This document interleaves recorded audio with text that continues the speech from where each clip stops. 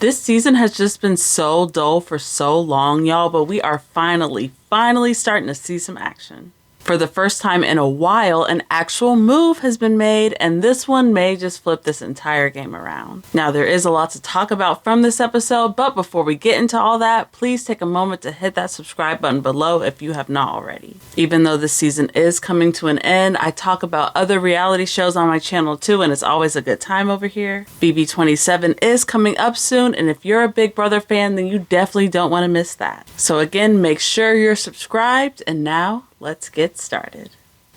So this episode opens up with Mitch talking about how he's finally ready to make a move, and this part low-key pissed me off because where was this energy the past few episodes? You know, like last week when Joe was actually eligible to go home? This makes me feel like Mitch has maybe been naive this entire game, and he really truly thought that he was like a solid member of this big jock alliance or something, because why else is it taking you so long to go against them? So again, just like in these past few episodes, there is this tension in the air to go against Joe and Eva, but people are still out there playing scared. Meanwhile, Eva is out there talking about all the advantages that she's just been holding on to this entire game. And she low-key pissed me off too because none of these advantages or idols or anything are even being used. Like Star just totally gave up her idol in vain because it's never amounted to anything because Eva's never even needed it, and I hate that.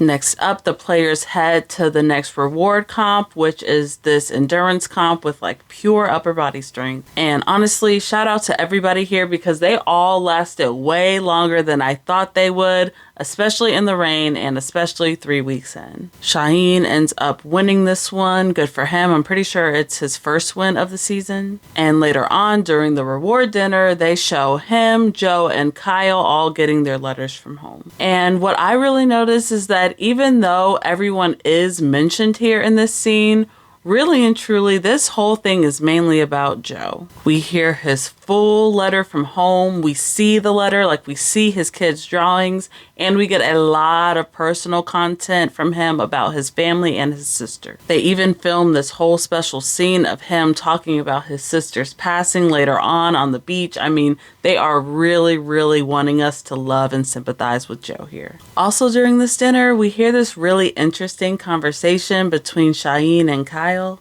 They both understand that Joe is the biggest threat, but again, nobody has moved on it. And while I do think it's the right move to obviously go against Joe, the human side of me does understand the hesitation because it is a really big betrayal. Like, Joe has really not come for either of these guys at all whatsoever. Like, Joe, when you think about it, he really is a loyal ass player pretty much to everybody in his alliance unless your name is David. Now, Shauhin eventually proposes this plan to Kyle where he basically just wants to take out Eva now in order to weaken Joe's game and also to prevent Joe from just carrying Eva to the end and advocating for her to win and all that stuff. And while I love and appreciate this idea for Shauhin, I really do, at this point, Joe hadn't even won immunity or anything like that, so wouldn't it just be easier to go ahead and get him out? So right now, it's like Shauhin and Kyle should theoretically be on the same page with this, right? They both should be on the side of wanting to take a shot at Joe or Eva. But Kyle, he has another idea in mind, and it's a pretty creative idea if I do say so myself. See, Kyle basically wants to use this information to flip everybody on Shauhin instead. And when he first pitches this idea to Kamilla, I'm not gonna lie, y'all, I thought it was just weird and risky and unnecessary. And if it was me out there playing, I'm gonna be honest with y'all, I don't know if I would be able to be that bold. Like, of course I'd want to make big moves and be sneaky and all that, but this is just a big, bold, flat out lie. So at first I was just super skeptical of this whole plan, but when I really sat and started to think about it, I started to understand a little bit because Kyle and Kamilla's games have been super under the radar. So they probably will need a really big resume move in order to gain that respect from the jury, and having Joe flip on his best friend in the game for pretty much no reason is huge. Later on during the immunity challenge, Joe ends up winning like his 5th immunity.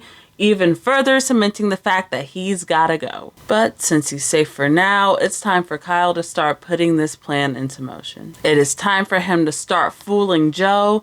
And what I really liked about Kyle's technique here is that he used some half-truths, which we all know is really the best way to lie. The truth is that, yes, Shauhin was considering being sneaky, but he wasn't coming after Joe. He was actually trying to come after Eva in order to pull Joe closer. And the just blatant, bold, flat out, straight up lie is that Shauhin has had an idol this entire game. Again, this was the part that really just seemed so bold to me. Like, it just felt so random and out of character. But paranoia is a bitch out there, and so this lie actually ends up affecting Joe a lot. So now Joe has to go subtly confront Shauhin and do all this fact checking. And this whole conversation is just awkward because Shauhin is just clearly so confused. Like, I guess Joe calls himself trying to be like demure and subtle with it, but really it's just making Shauhin paranoid now. Like, in retrospect, yes, Joe really should have just ask Shauhin straight up, especially since they've been tight since like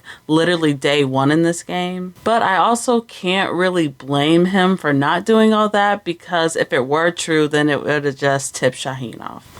Joe does at least acknowledge that he could be being fooled at this moment, but I do really want to give props to Kamilla here, because I think it was her acting that really was able to convince Joe and solidify this whole plan. So heading into this vote, I'm actually really excited for the first time in weeks of what's about to happen. The tribal council itself is really mainly focused on Joe and the game-changing decision that he has to make right here. And again, it's a really tough one because Kyle and Kamilla have done such a fantastic job of acting and pretending like they're not together, really from the tribe swap all the way up until now. So when they eventually do get to the votes, it's just so surreal to see that Kyle's plan works like a charm here. It may not have been the best move. I mean, they still could have tried for Eva, but it was a big move nonetheless. And now they have some really good ammo against Joe if they do have to battle against him in the final tribal council. Now, don't get me wrong, I still think that Joe should have 100% been voted out last week when they had the chance. Because Joe and Eva still very much are a dominant duo in this game together.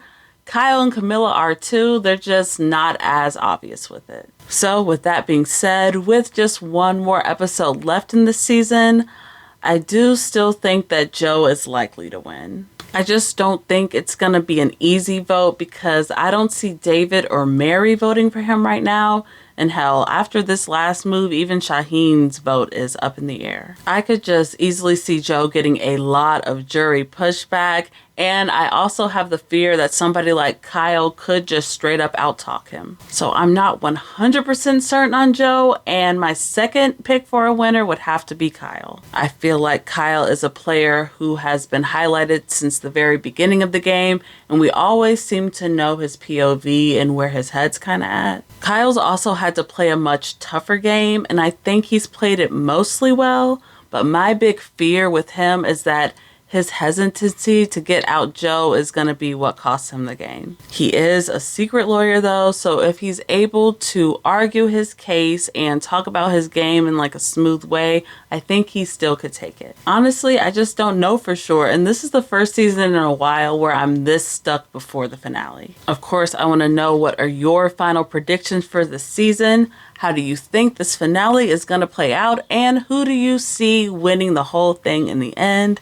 Let me know in the comments below. It's no secret that I haven't been completely in love with this season, so I think whoever wins this is ultimately gonna affect the way I rank it. If Joe does go on to win, then this will just be a mess season to me. But if Kyle or Kamilla or anybody else wins, then I may just put it higher up on my list. Of course, I can't wait to come back here and recap the finale with y'all next week, but until then, bye.